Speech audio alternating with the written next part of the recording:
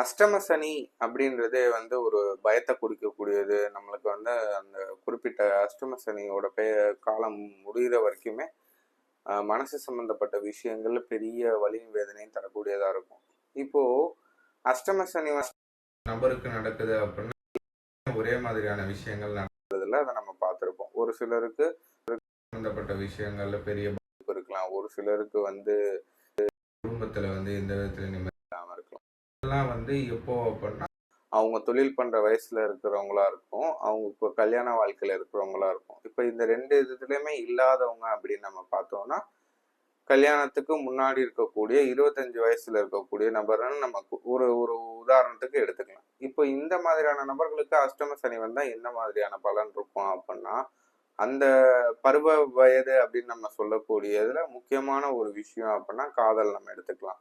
அஷ்டம சனி இருக்கக்கூடிய நபர்கள் 25 வயசுல இருக்காங்க அப்படின்னா அவங்களுக்கு காதல்ல பிரிவு ஏற்படும் அப்படின்றதுல எந்த விதத்துலையும் மாற்றே கிடையாது. அவங்களுக்கு அந்த குறிப்பிட்ட காலத்துல அஷ்டம சனி வருது அப்படின்னா கண்டிப்பா காதல் பிரிவு ஏற்படும்.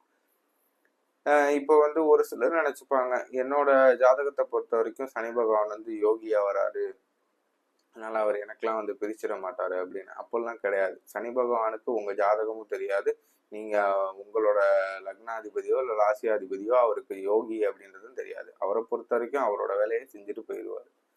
அப்படி இருக்கிறப்ப கல்யாணம் ஆகாமல் 25 வயசுக்குள்ள இருக்கிறவங்களுக்கு அஷ்டம சனி காலத்துல காதல் பிரேக்கப் அப்படின்ற ஒரு இதுல வந்துடும். இப்போ கல்யாணம் ஆன நபர் முதல் சுற்று அஷ்டம சனியில இருக்காங்க அப்படின்னு நம்ம எடுத்துக்கிட்டோம்னா இவங்களுக்கு என்ன மாதிரியான விஷயங்கள் இருக்கும்னா கணவன் மனைவியிலேயே சண்டை சச்சரவுகள் இருக்கும். குடும்ப வாழ்க்கையில ஒரு நிம்மதியா அமைதியான சுமூகமான காலங்களா அது இருக்காது.